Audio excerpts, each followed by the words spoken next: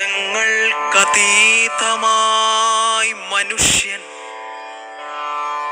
മതങ്ങൾക്കതീതമായി മനുഷ്യൻ, മറ്റാരുമീ മധുരാക്ഷരമന്ത്രം ചൊല്ലിയില്ലിന്നേ വരെ. മരണം മരണമെന്നെപ്പോഴും ഓർമ്മിപ്പിക്കും മതം ആ മനുഷ്യന്റെ ശബ്ദത്തിൽ ഞടുങ്ങിപ്പോയി.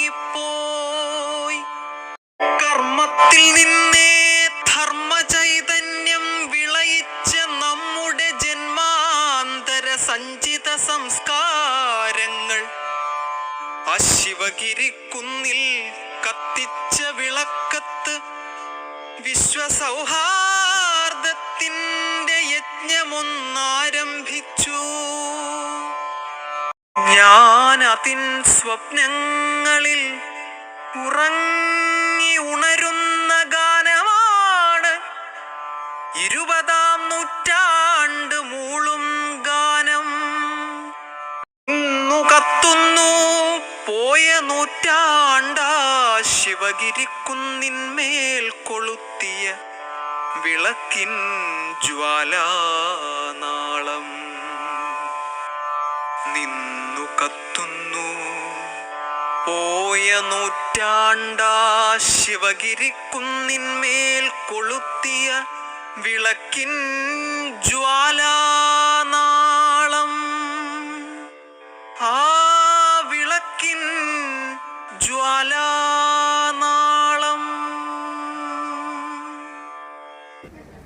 ആവശ്യപ്പെടുന്നത് ഈ മഹാഗുരുവിന്റെ ദർശനമാണ്. കഴിഞ്ഞ ദിവസം നമ്മൾ കണ്ടതാ, മതത്തിന്റെ പേരില് ആത്മസഹോദരന്റെ നേരെ നിറയൊഴിച്ച് അപ്പോൾ പിടഞ്ഞു വീണ ജീവിതങ്ങൾ നമ്മൾ കണ്ടതാ. ഇതൊക്കെ ഗുരുവിന്റെ ദർശനത്തിലും ഗുരു മുൻകൂട്ടി കണ്ടുകൊണ്ട് തന്നെ ഗുരു നമുക്ക് അതിനൊക്കെ പ്രതിവിധി നിർദ്ദേശിച്ച ഋഷീശ്വരനാണ്. അപ്പൊ ഗുരുവിനെ വിശ്വാസപൂർവ്വം ഗുരുവിന്റെ മുന്നിൽ നിന്ന് നിങ്ങൾ പ്രാർത്ഥിക്കുന്നതെല്ലാം നടക്കും. അങ്ങനെ പ്രാർത്ഥിച്ച ഒരാളുണ്ട്, ഒരു രാമൻ കോൺട്രാക്ടർ ഉണ്ട്. അദ്ദേഹം അങ്ങ് കണ്ണൂരിനും കോഴിക്കോടിനും ഒക്കെ ഇടയിൽ അദ്ദേഹത്തിന്റെ വീട്. തിരുവനന്തപുരത്ത് പേച്ചിപ്പാറ അണക്കെട്ടിന്റെ ഒരു എഞ്ചിനീയറാണ്. അതിന്റെ നിർമ്മാണത്തിന്റെ ഒക്കെ ഇരിക്കുന്ന സമയത്ത് എന്ത് ചെയ്താൽ പണിയൊന്നും പൂർത്തിയാകാൻ പറ്റുന്നില്ല. അദ്ദേഹത്തിന് വർക്കുകൾ കിട്ടുന്നില്ല, കിട്ടിയ പണി പൂർത്തിയാക്കാൻ പറ്റുന്നില്ല. ശ്രദ്ധിച്ച് ചോദ്യം ചോദിക്കൂട്ടോ കുട്ടികളോട്. അപ്പൊ ആരുടെ കാര്യം പറയണേ? രാമൻ കോൺട്രാക്ടർ.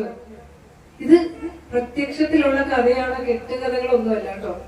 അപ്പോ ഇദ്ദേഹം അരുവിപ്പുറത്താണല്ലോ ഗുരു 1888 1-3-8 ഗുരു ശിവപ്രതിഷ്ഠ നടത്തിയ സ്ഥലം എവിടെയാ? ആദ്യമായി ശിവപ്രതിഷ്ഠ നടത്തിയത് എവിടെയാ? അരുവിപ്പുറത്ത് അല്ലെ? അരുവിപ്പുറത്ത് 1888 ശിവപ്രതിഷ്ഠ നടത്തിയ അരുവിപ്പുറം ക്ഷേത്രത്തിൽ ഗുരുവിന്റെ ഫോട്ടോയും പ്രതിഷ്ഠയൊക്കെ ഉണ്ടല്ലോ. അപ്പോ ഈ രാമൻ കോൺട്രാക്ടർ ഒരു ദിവസം ഗുരുവിനെ കാണാൻ വേണ്ടി, ഗുരു സശരീരനായിരുന്ന സമയത്ത് ഗുരുവിനെ കാണാൻ വേണ്ടി അരുവിപ്പുറത്ത് എത്തുന്നുണ്ട്. അപ്പൊ ഗുരു അവിടെ ഇല്ല, ആലുവയിലാണ്.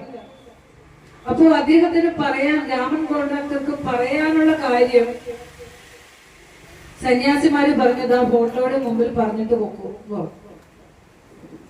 ആ ഫോട്ടോയുടെ മുമ്പിൽ ഭഗവാൻ അവിടെ ഇല്ല, ഫോട്ടോയുടെ മുമ്പിൽ പറഞ്ഞോളൂ എന്ന് പറഞ്ഞു.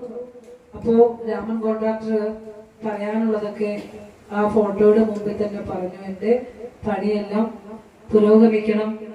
അങ്ങനെ പുരോഗമിച്ച ഞാൻ ഇവിടെ അരുവിപ്പുറത്ത് കിണറേ ഇല്ല, നെയ്യാറിലെ വെള്ളം എടുത്താണ് പൂജയ്ക്കൊക്കെ ഉപയോഗിച്ചിരുന്നത്. ഞാൻ ഇവിടെ ഒരു കിണർ പണിത് തന്നുകൊള്ളാമേ എന്ന് മനസ്സിൽ ഇങ്ങനെ പ്രാർത്ഥിച്ചുകൊണ്ട് ഗുരുവിനോടൊക്കെ പറഞ്ഞ് അവിടുന്ന് സ്ഥലം വിട്ടു. പറയേണ്ട താമസം അദ്ദേഹത്തിന്റെ ജോലിയിൽ ഒരു എന്താ പറയാ വലിയൊരു പുരോഗതി കാണുകയും ഒത്തിരി വർക്കുകൾ കിട്ടുകയും കോടീശ്വരനാകുകയും ചെയ്തു. നല്ല സമ്പത്തായി. ആ സമയത്ത് ഗുരു അവിടെ ഇല്ലല്ലോ. എങ്ങനെ ഇതൊക്കെ സാധിച്ചേ? അപ്പൊ പിന്നീട് അടുത്ത കാലത്തെ വേനൽ വന്നപ്പോ നെയ്യാറിലെ വെള്ളം പൂജയ്ക്ക് എടുക്കാൻ പറ്റാത്ത തരത്തിൽ മലിനമായപ്പോൾ ഗുരുവിനോട് പറഞ്ഞു, ഗുരു ഇനി കിണർ പണിയാതെ ഒരു കാര്യം നടക്കില്ല. മലിന വെള്ളം കൊണ്ട് ഭഗവാൻ അഭിഷേകം ചെയ്യാനൊന്നും പറ്റില്ല എന്ന് പറഞ്ഞപ്പോ ഗുരു പറയാണ്, അതിന് രാമനോട് ചോദിച്ചാൽ മതിയല്ലോ. നമ്മള് വിചാരിക്കും ഗുരുവിനോട് പ്രാർത്ഥിച്ചാൽ ഗുരു കേൾക്കുവാന്ന്, കോട്ടയം വെച്ച് പ്രാർത്ഥിച്ചാൽ ഗുരു കേൾക്കുവാന്നല്ലേ ഇപ്പൊ നമ്മുടെ മനസ്സിൽ വന്നേ. അന്ന് കാലത്ത് ഗുരു സശരീരനായിരുന്ന സമയത്ത് ഗുരുവിനെ ആരാധന ചെയ്തിരുന്നു മക്കളെ. ആദ്യമായി ആരാധന ചെയ്തത് കുളത്തൂർ കോലത്തുകരയിലാണ്. പിന്നെ തലശ്ശേരി ജഗന്നാഥ ക്ഷേത്രത്തിലൊക്കെ ഗുരു ശരീരത്തോടു കൂടി ഇവിടെ നമ്മുടെ മുന്നിലൊക്കെ ഭഗവാൻ നടന്നു നീങ്ങിയ സമയത്ത് ഗുരുവിനെ ആരാധന ചെയ്തിരുന്നു. അന്നും ഗുരുവിനെ മനസ്സിൽ വിചാരിച്ച് നമ്മൾ എന്ത് നടത്തിയാലും അതൊക്കെ സാധിച്ചിരുന്നു. എന്റെ കുഞ്ഞുമക്കള്, എന്ത് നിങ്ങളുടെ ആഗ്രഹങ്ങളും നിങ്ങളുടെ വിഷമങ്ങളും നിങ്ങളുടെ പ്രതീക്ഷകളും ഒക്കെ ഈ ഗുരുവിന്റെ മുന്നിൽ നിങ്ങൾക്ക് പങ്കുവയ്ക്കാം. അവിടെ നിന്ന് നിങ്ങൾക്ക് ശരിയായ ഒരു മറുപടി ഉണ്ടാവും. അവിടെ നിന്ന് നമ്മുടെ ഉള്ളിൽ നിന്നുകൊണ്ട് തന്നെ പറയും, നീ ഇന്ന വഴിയേ നടന്നുള്ളൂ. എന്റെ ജീവിതം, ഞാൻ അത് പറയാൻ എനിക്ക് സമയമില്ല, ഞാൻ പറയുന്നില്ല, അത് സമയമില്ലാത്തതുകൊണ്ടാ പറയാത്ത. അപ്പോ ഈ രാമൻ മുതലാളിയെ വിളിക്കുക, രാമനെ വിളിക്കാൻ പറഞ്ഞു. ഒരു കോൺട്രാക്ടറാണ്. രാമൻ വന്നു. രാമൻ നമുക്കിവിടെ ഒരു കിണറ് പണിത് തരാമെന്ന് പറഞ്ഞിരുന്നില്ലേ? അപ്പൊ ഗുരു ഉണ്ടായിരുന്നോ അവിടെ? ഉണ്ടായിരുന്നോ? ആരോടെ പ്രാർത്ഥിച്ചേ? ഫോട്ടോയിൽ നോക്കിയാണ് പ്രാർത്ഥിച്ചത്. അപ്പോൾ രാമൻ വല്ലാതെ പശ്ചാത്താപമായി, മറന്നുപോയി. പൈസയും വന്ന് തിരക്ക് വന്നപ്പോൾ മറന്നുപോയതാ, കൊടുക്കാൻ കഴിയില്ല, മനസ്സിലാഞ്ഞിട്ടല്ല. അപ്പോ 2 കിണറ്, ഒന്ന് ആദ്യം പറഞ്ഞു കൊടുത്ത കിണറും തൊട്ടടുത്ത് പ്രായശ്ചിത്ത കിണറ്, മറന്നുപോയില്ലേ? അതുകൊണ്ട് അതിനടുത്ത് പ്രായശ്ചിത്ത കിണറ്. അരുവിപ്പുറത്ത് പോകുന്നവർക്ക് ഈ 2 കിണറുകളും കാണാനായിട്ട് സാധിക്കും. അപ്പോ പരബ്രഹ്മ സ്വരൂപനായ ഗുരുവിന്റെ കൈകളിൽ നിന്ന് അനുഗ്രഹം വാങ്ങിയ ആളുകള് ഇതൊക്കെ രേഖപ്പെടുത്തി വെച്ചിട്ടുണ്ട്. അപ്പോഴും ഗുരു പറയും, ഗുരുവിന്റെ ജീവചരിത്രം എഴുതുന്നതിന് വേണ്ടി ഗുരുവിനോട് അനുവാദം ചോദിച്ചപ്പോൾ ഗുരു പറയുക, നമ്മുടെ ജീവചരിത്രമോ ഇനി വരും തലമുറ അത് വിശ്വസിക്കുമോ? കാരണം അത്രയും അത്ഭുതങ്ങളും ഈശ്വരീയതയും ദൈവികതയും നിറഞ്ഞിരുന്നു ഗുരുവിന്. മണ്ണിന്റെ കണ്ണീരൊപ്പാനായിട്ട് സാക്ഷാൽ ജഗദീശ്വരൻ ഒരു ശരീരം സ്വീകരിച്ച് 73 വർഷക്കാലം നമ്മുടെ ഇടയിലൂടെ നടന്നു നീങ്ങിയിട്ട് നാം വേണ്ട പോലെ അറിയാനോ ഗുരുവിനെ പഠിക്കാനോ ഒന്നും തയ്യാറായില്ല. ഗുരുവിന്റെ ത്യാഗം കൊണ്ട് നേടിയ ഐശ്വര്യപൂർണമായ ഈ ജീവിതത്തിൽ നമ്മൾ കഴിയുമ്പോൾ പോലും ഗുരുവിനെ അറിയണമെന്ന് നമ്മുടെ ഉള്ളിൽ ആത്മാർത്ഥമായി നമ്മൾ ആഗ്രഹിച്ചിട്ടില്ല. പക്ഷെ അന്ന് ആഗ്രഹിച്ചത് കുറെ പേരുണ്ടായിരുന്നു. ഒരിക്കലേ നിങ്ങളെ പോലെ ഈ വിദ്യാലയ വർഷം തുറക്കുന്നതിന് തൊട്ട് മുൻപ് ഒരു അമ്മ ഒരു കുഞ്ഞിനെയും കൊണ്ട് പള്ളിക്കൂടത്തിൽ പഠിക്കാൻ ചെന്നു. വയലാർ എന്നാണ് അദ്ദേഹത്തിന്റെ പേര്, വയലാർ രാമവർമ്മ. കേട്ടിട്ടുണ്ടോ വയലാറിന്റെ കവിതകളൊക്കെ? അല്ലെ?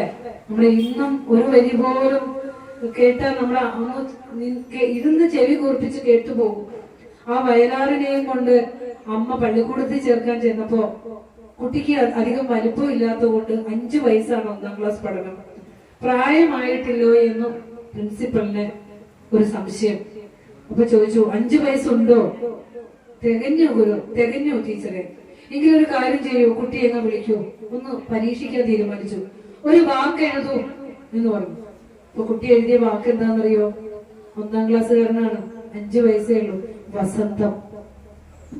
എഴുതിയത് ആരാന്നറിയോ? ആരാ എഴുതിയ? വയലാർ രാമവർമ്മ അല്ലേ? വസന്തം എന്ന് എഴുതിയ.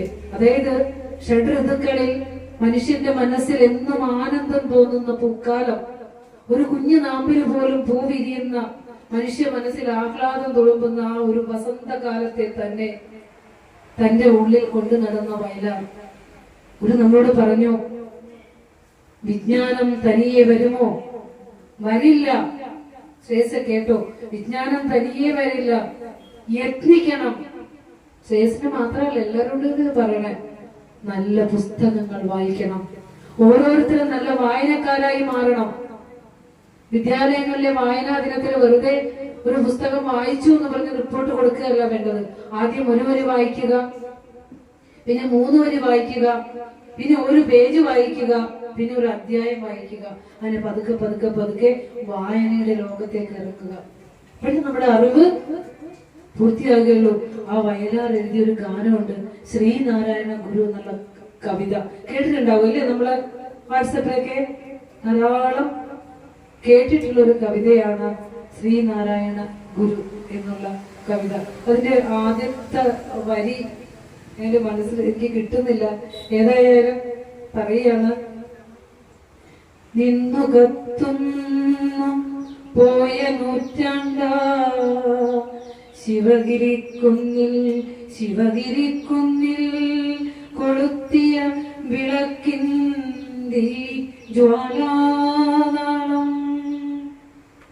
മരണം മരണമെന്നെപ്പോഴും ഓർമ്മിപ്പിക്കും മതം ആ മനുഷ്യന്റെ ശബ്ദത്തിൽ നടുങ്ങിപ്പോയി. ആലോചിച്ച് നോക്കൂ, ഗുരുവിന്റെ ആ ഒരു എന്താ പറയാ, ആ ഒരു ശ്രേഷ്ഠതയെ അറിഞ്ഞുകൊണ്ട് പാടിയ കവികളാണ്. വിപ്ലവ കവിയാണ്. പക്ഷേ ഗുരുവിൽ പൂർണ്ണമായ ഈശ്വരീയതയെ ഉൾക്കൊണ്ടുകൊണ്ടിരുന്നു. മരണത്തിനപ്പുറം, മരിച്ചു കഴിഞ്ഞാൽ സ്വർഗം കിട്ടുമെന്ന് നമ്മളെ പഠിപ്പിക്കുന്ന മതം. പക്ഷെ ഗുരു നമ്മളെ പഠിപ്പിച്ചു, എല്ലാവരും എല്ലാ മതങ്ങളും സമബുദ്ധിയോടെയും സമഭക്തിയോടെയും പഠിക്കണം. എല്ലാ മതത്തിലും ഒരു മനുഷ്യന്റെ ജീവിതത്തിന്റെ ലക്ഷ്യമായ ഈശ്വര സാക്ഷാത്കാരത്തിനുള്ള മാർഗങ്ങളുണ്ട്, വഴികളുണ്ട് എന്ന് പറയുക മാത്രമല്ല, താൻ സ്ഥാപിക്കുന്ന ധർമ്മസംഘത്തിൽ എല്ലാ മതങ്ങളും പഠിപ്പിക്കാൻ വ്യവസ്ഥ ചെയ്യുന്നു എന്ന് പറഞ്ഞ ഗുരുവിനെ നമുക്ക് എവിടുന്ന കിട്ടുക? ഇങ്ങനത്തെ ഗുരുവിനെ ആ ശിവഗിരി കുന്നിന്മേലെ കൊളുത്തിവെച്ച ആ ദീപനാളം കൂടുതൽ പ്രോജ്വലിപ്പിക്കാനുള്ള ഉത്തരവാദിത്വം നമുക്ക് ഓരോരുത്തർക്കും ഉണ്ട്. നമ്മൾ ഓരോരുത്തരും ഓർക്കേണ്ടത് തന്നെയാണ്. അതുപോലെ തന്നെ മറ്റൊരു കവയിത്രിയാണ്.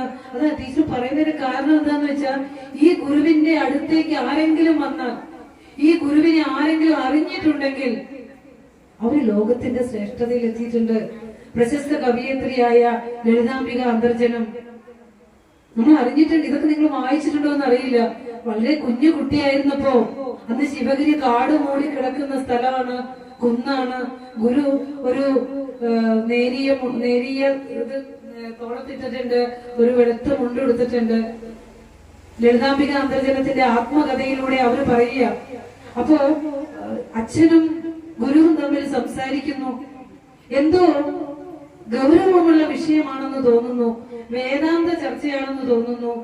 നിശബ്ദമായാണ് രണ്ടുപേര് സംസാരിക്കുന്നത്. ലളിതാംബിക അന്തർജനത്തിന്റെ ആത്മകഥയാ. ഞാൻ അവിടെ ഈ ചെറിയ കുട്ടിയല്ലേ, പൂമ്പാറ്റകളെ പിടിക്കാനായി ഓടി. അങ്ങനെ ഓടി ചെന്നപ്പോൾ ഒരു പച്ച തത്തയെ, ഒരു കിളിയെ കണ്ടു, പച്ചക്കിളി. അതിനെ പിടിക്കാൻ ചെല്ലും, അത് പറന്നുപോകും. പിന്നെയും ചെല്ലും, അത് പറന്നുപോകും. അങ്ങനെ പച്ചക്കിളിയുടെ പുറകെ ഓടി തിരിച്ചു പോകേണ്ട സമയമായി. അച്ഛൻ വിളിച്ചു, പോകാം. നേരെ അച്ഛന്റെ കയ്യെ തൂങ്ങി. പ്രശസ്തയായ കവയിത്രിയുടെ ജീവിതകഥയാണ്. അപ്പോൾ ഗുരു ചോദിക്കുകയാണ്, അവരങ്ങോട്ട് തിരിഞ്ഞിരുന്ന സംസാരം. ഗുരു ചോദിക്കുക, പച്ചക്കിളിയെ കിട്ടിയോ? പെട്ടെന്നൊരു നാണം വന്നു. ഓ, ഗുരു ഇതെങ്ങനെ കണ്ടു? കിട്ടിയില്ല ഗുരു. എന്താ കിട്ടാത്തെ? പറന്നുപോയി. ഇപ്പൊ ഗുരു പറയാ, കൂടെ പറക്കാമായിരുന്നില്ലേ? അപ്പൊ അവര് പറയാ, അതിനെനിക്ക് ചിറകില്ലല്ലോ. കുഞ്ഞു കുട്ടിയാ, ചിറകുണ്ടാകണം, കൂടെ പറക്കാൻ പഠിക്കണം. എന്നിട്ട് ഗുരു പറഞ്ഞു, ശാരദാമ്മയെ തൊഴാൻ പറഞ്ഞു.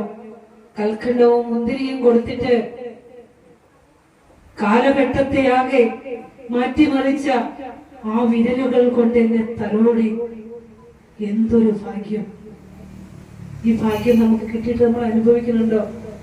ഗുരുവിന്റെ കയ്യിൽ കൊണ്ട് അവരുടെ ആ കുഞ്ഞു കുട്ടിയുടെ തലയിൽ ഒന്ന് തലോടിയപ്പോൾ ഗുരുവിന്റെ ബ്ലെസ്സിങ് കിട്ടിക്കഴിഞ്ഞു. പിന്നീട് അവര് പറയുക, എത്രയോ കഥാപാത്രങ്ങളുടെ ചിറകിലേറി എത്രയോ ദൂരം ഞാൻ ഉയരത്തിൽ പറന്നു. ആലോചിച്ച് നോക്കൂ. അപ്പോൾ ഈ ഗുരുവിന്റെ അനുഗ്രഹത്തിലേക്ക് വന്നവരാരും, ഈ കൺമുമ്പിലേക്ക് എത്തിയവരാരും ജീവിതത്തിൽ പരാജയപ്പെട്ടു പോയിട്ടില്ല. 2018 ഗുരു പൗർണമി എന്ന് പറഞ്ഞൊരു ഗ്രന്ഥം എഴുതിയത് എസ് രമേശൻ നായർ സാറാണ്. മലയാള സിനിമാ ഗാനങ്ങൾ കൊണ്ട് മലയാളികളുടെ മനസ്സിനെ എന്നും ഹരം കൊള്ളിച്ചിട്ടുള്ള എസ് രമേശൻ നായർ സാർ ഗുരുവിന്റെ ജീവചരിത്രത്തെ കാവ്യ രൂപത്തിൽ എഴുതിയ ഗുരു പൗർണമി കേട്ടിട്ടുള്ളവർ ആരെങ്കിലും ഉണ്ടോ? നമ്മുടെ മക്കള് ഇതാ കോമളകുമാർ സാറുണ്ട്, ഒരാളെ നമ്മൾ കേട്ടിട്ടുള്ളൂ. കാരണം ആശാൻ ഗുരുവിന്റെ അരുമ ശിഷ്യനായ ആശാന്റെ ഉള്ളിലെ സ്വപ്നമായിരുന്നു ആ റെഡീമർ ബോട്ട് ആ ജലസമാധിയിലേക്ക് ആശാൻ പോയില്ലായിരുന്നു എങ്കിൽ ഗുരുവിന്റെ ജീവചരിത്രം കാവ്യമാക്കുമായിരുന്നു എന്ന് ആ അവാർഡ് വാങ്ങിയതിനു ശേഷം കുമാരനാശൻ വെളിപ്പെടുത്തുകയും കൂടിയാണ്. പക്ഷെ സാധിച്ചില്ല. പക്ഷെ ഇവിടെ എസ് രമേശൻ നായർ സാർ പറയാണ്, ഞാൻ 6 മാസം കൊണ്ടാണ് ഗുരു പൗർണമി പൂർത്തിയാക്കിയെങ്കിലും കഴിഞ്ഞ 40 വർഷമായി ഗുരു എന്ന ചൈതന്യം ഒരു പ്രഭാവലയമായി എന്നെ വലഞ്ഞുകൊണ്ടിരിക്കുകയായിരുന്നു, എന്നെ വലയം ചെയ്യുന്നുണ്ടായിരുന്നു. എഴുതിയത് എസ് രമേശൻ നായർ സാറാണ്. ഞാൻ പേര് ഫുൾ പറയുന്നത് നിങ്ങൾ ശ്രദ്ധിക്കാൻ വേണ്ടിയിട്ടാണ്. ഗുരു എന്ന ചൈതന്യത്തെ ഉള്ളിൽ കൊണ്ട് നടന്നിരുന്നു. ഗുരുവിന്റെ ജീവചരിത്രം, ഗുരുവിന്റെ കൃതികൾ, ഗുരു കണ്ടുമുട്ടിയ വ്യക്തിത്വങ്ങൾ, ശ്രദ്ധേയമായ സംഭാഷണങ്ങൾ സകലതും ഉൾപ്പെടുത്തിക്കൊണ്ട് കാവ്യരൂപത്തിൽ എഴുതി വെച്ചു. 2018 കേന്ദ്ര സാഹിത്യ അക്കാദമി അവാർഡ് ആ കൃതിക്കാം, ഗുരു പൗർണമിക്കാം. അതാ പറഞ്ഞ തൊട്ടതെല്ലാം പൊന്നാക്കും വിശ്വദീപ പ്രകാശമേ, ഇഷ്ടമാകട്ടെ അങ്ങേക്ക് സ്പഷ്ടമാം ഗുരു പൗർണമി. അത് അവസാനിപ്പിച്ചുകൊണ്ട് എസ് രമേശൻ നായർ പറയാ, തൊട്ടതെല്ലാം പൊന്നാക്കുന്ന വിശ്വദീപ പ്രകാശമേ, അങ്ങേക്ക് ഇത് ഇഷ്ടപ്പെടട്ടെ. ആലോചിച്ച് നോക്കൂ, കാണാത്ത ദൈവത്തിനേക്കാൾ കരുണാമയനായവൻ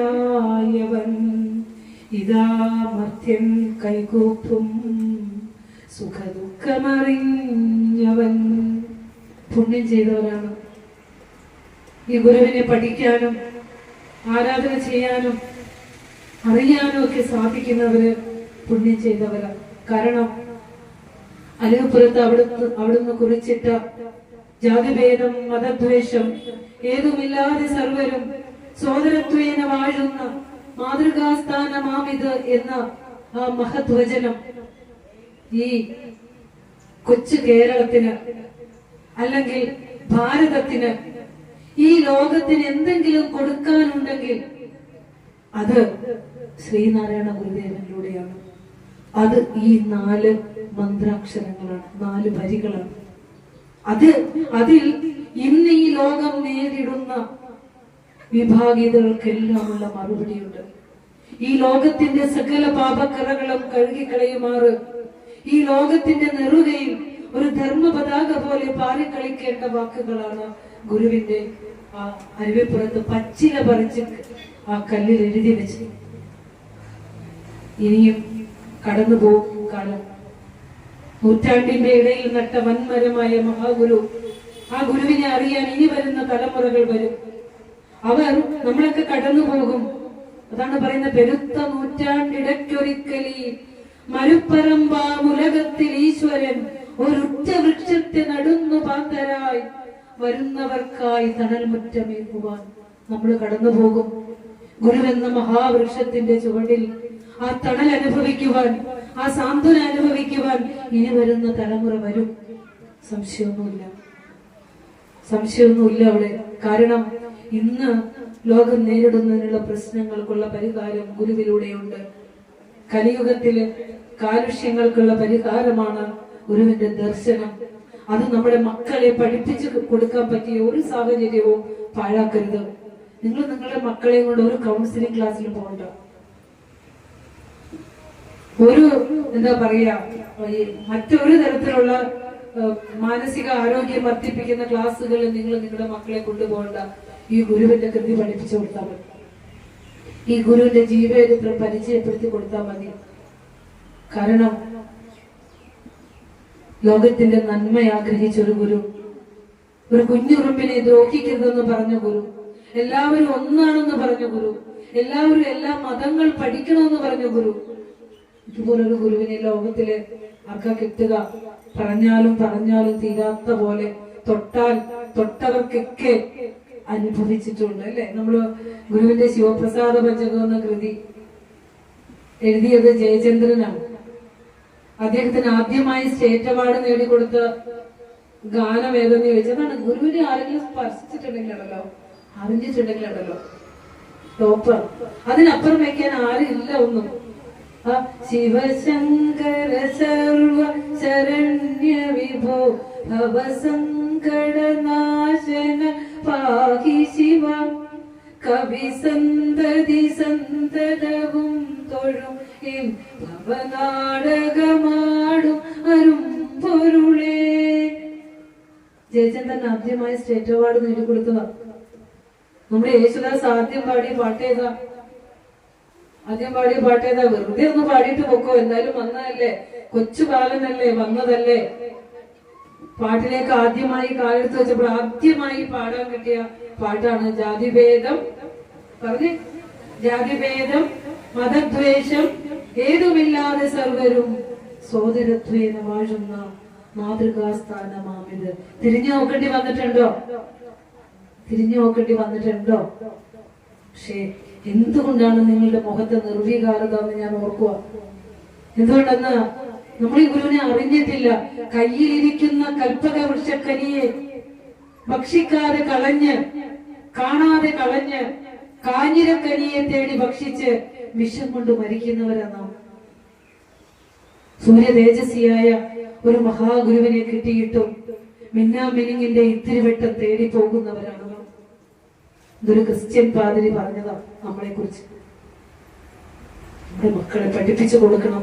ഈ ഗുരുവിനെ നാം അറിയണം, പഠിക്കണം. ഒരു തരിയെങ്കിലും നമ്മുടെ ഉള്ളിലായാൽ പിന്നെ നമ്മൾ എത്തിക്കൊള്ളും. നമ്മുടെ ജീവിതം തന്നെ സഫലമായി. കാരണം മരുത്വമലയിൽ നിന്ന് അവിടെ നിന്ന് ഇറങ്ങി വന്ന എന്തിനാ?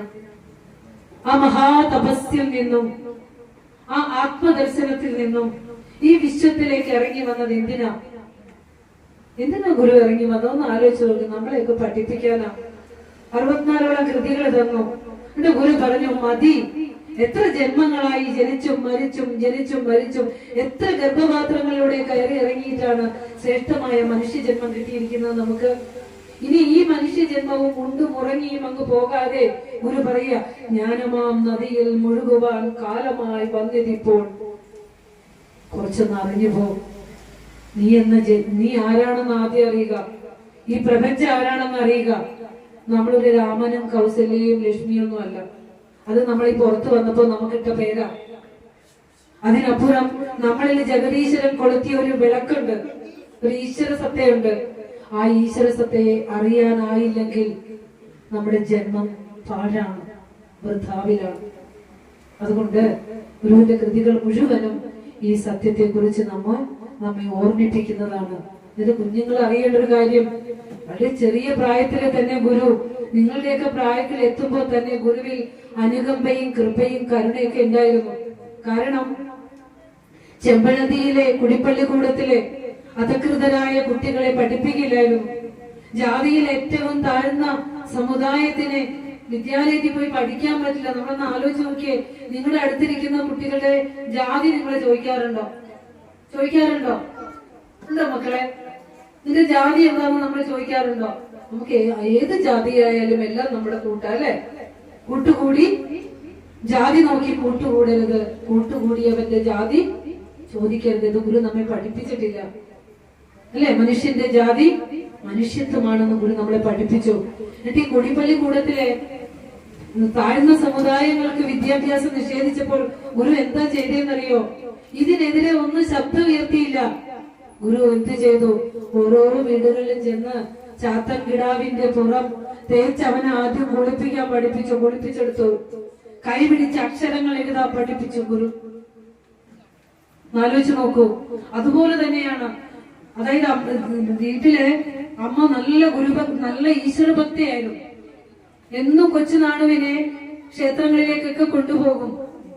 അപ്പോൾ എന്നും പൂജയ്ക്ക് വേണ്ടിയിട്ട് പൂജാ സാധനങ്ങൾ ഒരുക്കി വെക്കുമ്പോൾ ആദ്യം അതെടുത്ത് കഴിക്കും. അതൊരു സ്വഭാവമായിരുന്നു. അപ്പൊ അമ്മ എപ്പോഴും വഴക്ക് പറയും, ഇത് പൂജയ്ക്ക് വെച്ചതല്ലേ, ആദ്യം എന്തിനാ ഇതെടുത്ത് കഴിക്കുന്നേ, പൂജ കഴിഞ്ഞിട്ടല്ലേ കഴിക്കാൻ പാടുള്ളൂ. അപ്പൊ കുഞ്ഞു പറയുന്നതാണ്, നാം പ്രസാദിച്ചാൽ ദൈവവും പ്രസാദിക്കും. അർത്ഥം എന്താ? ദൈവം നമ്മിൽ നിന്ന് ഭിന്നമല്ല, നമ്മിൽ തന്നെയാണ് ഈശ്വരൻ ഇരിക്കുന്നത് എന്ന് വളരെ ചെറിയ പ്രായത്തിലെ തന്നെ ആ അമ്മയോട് പറഞ്ഞ ഗുരുവാണ്. അസൂരി വന്നിട്ട് ഒരു ആ വാരണപ്പള്ളി പഠിക്കുന്ന സമയത്ത് കിളക്കാനൊക്കെ വന്നിരുന്ന ഒരു ജോലിക്കാരനെ കാണാനില്ല 2 ദിവസമായിട്ട്. പട്ടിയോടും പൂച്ചയോടൊക്കെ സംസാരിക്കും, കഴിക്കുന്ന ആഹാരത്തിൽ ഇത്തിരി കൂടെ കൊടുക്കും.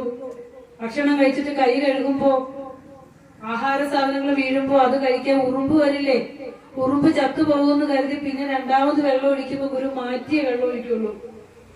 ആലോചിച്ച് നോക്കി, എത്ര കൃപയാണ് ഗുരുവിന്. അപ്പൊ എന്താണ് ചാത്തനെ കാണാത്തത് എന്താണെന്ന് ചോദിച്ചോ പറയാണ്, ചാത്തനെ ചാളയിലാക്കി. ചാള എന്ന് പറഞ്ഞാൽ ചെറിയ വൈക്കോല് കൊണ്ടും ഇല കൊണ്ടൊക്കെ ഉണ്ടാകുന്ന ചെറിയ വീടാണ്. വസൂരി രോഗം ബാധിച്ചാൽ ചികിത്സയില്ല, എല്ലാവർക്കും പകരും. അതുകൊണ്ട് ആ നദീതീരത്തുള്ള ചാളയിലേക്ക് കൊണ്ടുപോയിട്ട് അവൻ അവിടെ കിടന്ന് ചത്തുപോക്കോളും. ആലോചിച്ച് നോക്കിയേ. ഗുരു ഇത് കേട്ട ഉടനെ കുറച്ച് പച്ചിലകൾ ചതച്ച് മരുന്നുണ്ടാക്കി അവന്റെ മുറിവുകൾ തുടയ്ക്കാൻ തുണിയെടുത്ത് അവനുള്ള ആഹാര സാധനവും വെള്ളമൊക്കെ ആയിട്ട് ആ ചാളയിലേക്ക് നടന്നെടുക്കുന്ന ഗുരുവിന്റെ ഒരു ചിത്രമുണ്ട്. മരവെട്ടി എണ്ണയൊക്കെ ആയിട്ട് അത് തേച്ചു കൊടുത്ത് ചാത്തൻ കിടാവിന്റെ ആ മുറിവൊക്കെ ഉണക്കി എടുത്ത ആ മഹാഗുരു, പരബ്രഹ്മ സ്വരൂപനായ മഹാഗുരു. ആ ഗുരുവിനെ അറിയുവാനായിട്ട് നമ്മൾ എല്ലാവരും ശ്രമിക്കണം, പഠിക്കണം എന്ന് പറഞ്ഞുകൊണ്ട്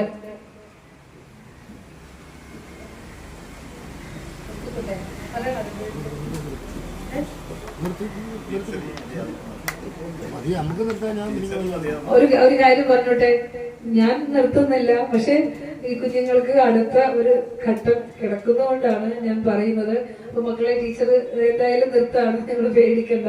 നിങ്ങൾക്ക് ആവശ്യമുള്ളൊക്കെ ടീച്ചർ തന്നിട്ടുണ്ട്.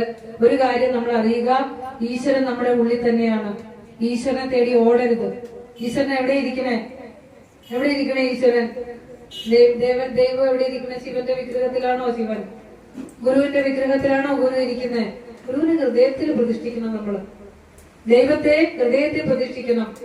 കാരണം ഇപ്പൊ നിങ്ങൾ അട നിങ്ങളുടെ വയറ്റിൽ കിടപ്പുണ്ട് അല്ലെ? ഈ അടയെ നമ്മൾ അറിയാതെ ഒരു ശക്തി ദഹനരസം ഉണ്ടാക്കി ദഹിപ്പിക്കുന്നുണ്ട്. നമ്മൾ പറഞ്ഞിട്ടാണോ ദഹിപ്പിച്ചത്? ആണോ? അല്ല. ഇനി നിങ്ങൾ അറിയാതെ എത്രയോ പ്രാവശ്യം ശ്വാസ നിശ്വാസങ്ങൾ ചെയ്യുന്നുണ്ട്. അതാരാ അതിന് നിയന്ത്രണം കൊടുക്കുന്നത്? എത്രയോ കാന്തിക ചലനങ്ങൾ നിങ്ങളുടെ തലയിലേക്ക് കയറി പോകുന്നുണ്ട്. അത് ആരാണ് അതിനെ നിയന്ത്രിക്കുന്നത്?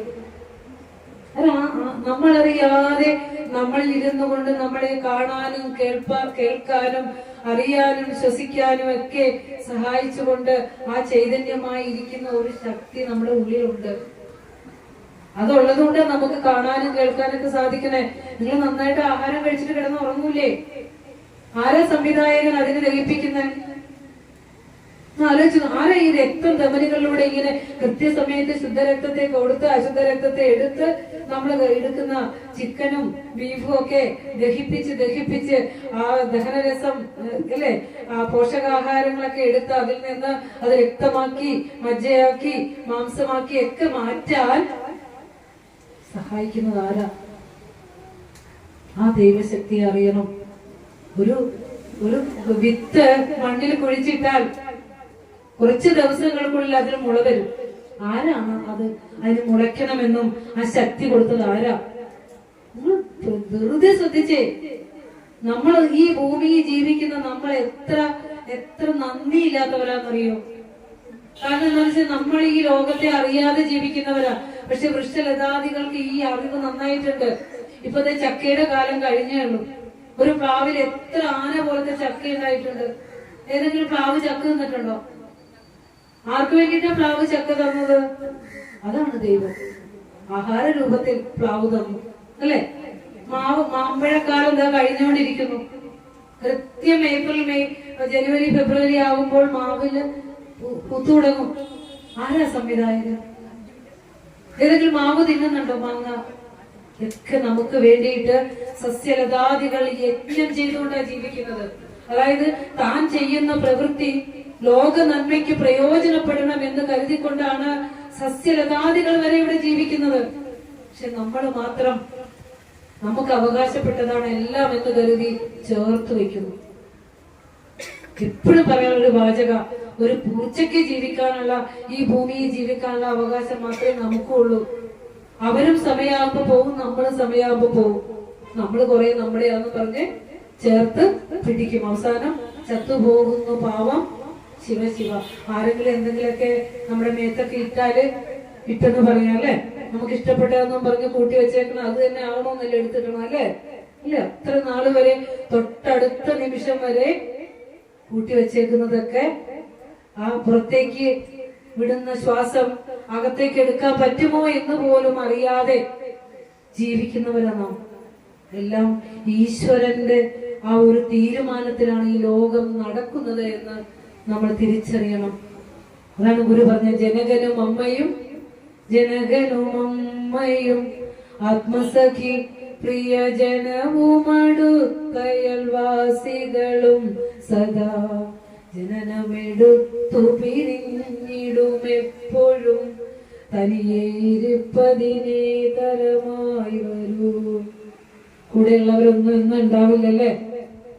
പക്ഷെ അതിനെ ആർത്തടിച്ച് കരയാതിരിക്കുക. ഓരോരുത്തർക്കും ഓരോ സമയമുണ്ട്. ആ പരിധിക്കുള്ളിൽ ഓരോരുത്തരും ഇവിടുന്ന് കടന്നു പോകും, നാമും കടന്നു പോകും. ആ പ്രകൃതിക്കനുസരിച്ച് ചലിക്കാൻ മാത്രമേ നമുക്ക് പറ്റുള്ളൂ. അതിനപ്പുറം നമുക്കൊന്നിനും കരുത്തില്ല. അശക്തനാണ് നാം. ആ ഈശ്വര ശക്തിയിലാണ് നമ്മൾ നിലനിൽക്കുന്നതെന്ന് അറിയുമ്പോൾ മാത്രമാണ് നാം ശക്തരാകുന്നത്. അപ്പൊ പറയുന്നത് എന്താന്ന് വെച്ചാൽ, ജീവജാലങ്ങളെ പോലെ മനുഷ്യർക്കും പരോപകാര നിരതന്മാരായി ജീവിക്കാനായിട്ട് സാധിക്കണം എന്നുള്ളതാണ്. ഒരു മുളക് തൈയിൽ നിന്നൊരു മുളക് പൊട്ടിച്ചെടുക്കുമ്പോൾ ഒരു മുളകും തൈ അപ്പുറത്ത് വെച്ചു കൊടുക്കാൻ നമുക്ക് ബാധ്യതയുണ്ട്. ഒരു മരം വെട്ടുമ്പോൾ 10 മരം അവിടെ വെച്ച് കൊടുത്തിട്ടേ പോകാവുള്ളൂ. എന്താണോ നമ്മുടെ കയ്യിലേക്ക് തന്നത് തിരിച്ചു കൊടുത്തിട്ട് വേണം ഇവിടുന്ന് പോകാൻ. ഈശൻ ജഗത്തിലെല്ലാം ആവസിക്കുന്നത് കൊണ്ട് നീ ചരിക്കമുക്തനായി ആശിക്കരുതാരുടെയും ധനം. അല്ലേ? എന്റെ അല്ല, ഈശ്വരന്റെ ധനം എടുത്ത് ഈശ്വരന്റെ നടക്കെ വെച്ചിട്ട് പറയും, എന്റെ ഇന്ന കാര്യങ്ങളൊക്കെ സാധിച്ചു തന്നില്ലെങ്കിൽ നിന്റെ അടുത്തേക്ക് ഞാൻ വരില്ല എന്ന് പറയില്ലേ? ഇന്നും ആലോചിച്ച് നോക്കിയേ. ആത്മചൈതന്യം ഉണ്ടെങ്കിലല്ലേ കൈയെടുത്ത് പൊക്കാനോ പണിയെടുക്കാനോ സാധിക്കുള്ളൂ, അല്ലേ? ആത്മചൈതന്യം കൊണ്ട് നേടിയത് എന്റെ ആണെന്ന് കരുതി ഈശ്വരന്റെ മുമ്പിൽ കൊണ്ട് വെക്കുമ്പോൾ നമ്മൾ ലജ്ജിക്കണം. ഈശ്വരന് നമ്മൾ കൊടുക്കുന്ന ദ്രവ്യങ്ങളൊന്നും വേണ്ട, നമ്മുടെ മനസ്സ് മതി.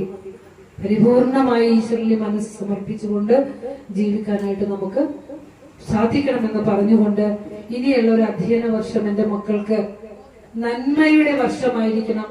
ഒരു തരത്തിലുള്ള ചതിക്കുഴികളിലും വീഴരുത്. അനാവശ്യമായ രുചികൾ തേടി പോകരുത്. ലഹരി വസ്തുക്കളെ കുറിച്ച് നല്ല ബോധമുണ്ടാകണം. അച്ഛനമ്മമാർ കുട്ടികളെ കണ്ണ് തുറന്ന് വളർത്തണം, മനസ്സ് തുറന്ന് മനസ്സിലാക്കണം. തമ്മിലെ കലഹങ്ങള് നിങ്ങളുടെ പുറക്കറയിൽ അല്ലെങ്കിൽ മുറികളിലായിക്കൊള്ളട്ടെ. മക്കളുടെ മുൻപിൽ വെച്ച് കലഹങ്ങൾ ചെയ്യരുത്. കാരണം അവര് മാതൃകയാക്കുന്നത് അച്ഛനും അമ്മയൊക്കെയാണ്. പിന്നെ നമ്മൾ പറയുന്നതല്ല അവര് അനുസരിക്കുന്നത്, നമ്മൾ ചെയ്യുന്നതാണ്. നമ്മുടെ പ്രവൃത്തിയാണ് അവരെടുക്കുന്നത്. നമ്മുടെ TV സീരിയൽ കണ്ടിരുന്നിട്ട് മക്കളോട് പറയാണ് പോയി പഠിക്കുന്നു പറഞ്ഞാൽ ആരും പഠിക്കില്ല. കുറച്ചൊക്കെ ത്യാഗം ചെയ്യാൻ നമുക്ക് സാധിക്കണം. മക്കളുടെ ബ്രഹ്മചര്യ കാലഘട്ടത്തിലല്ലേ അങ്ങനെയൊക്കെ ചെയ്യുന്നവരായിരിക്കും ഇപ്പൊ ഭൂരിഭാഗവും. പിന്നെ സ്വതന്ത്രമായി അവരെ പഠിക്കാൻ വിടുക, അധികം സ്ട്രെസ് കൊടുക്കാതിരിക്കുക ഒക്കെ പറഞ്ഞുകൊണ്ട് ഞാൻ നിർത്തുകയാണ്. എന്നെ ഇത്രയും ദൂരത്ത് നിന്ന് ഇവിടെ എത്തി എന്നെ ഇങ്ങോട്ടേക്ക് ക്ഷണിക്കുവാനും നിങ്ങളോട് 2 വാക്ക് സംസാരിക്കാനൊക്കെ സാധിച്ചത് ഗുരു തന്ന അനുഗ്രഹമായി കരുതുന്നു. അതിന് ഇവിടുത്തെ ശാഖായോഗത്തിന്റെ ഭാരവാഹികളോട് ഉള്ള സ്നേഹം ഹൃദയത്തിൽ സൂക്ഷിച്ചുകൊണ്ട് ഈ വാക്കുകൾ അത്രയും ഗുരുവിൽ സമർപ്പിക്കുന്നു. ഗുരുവോം തത്സത്.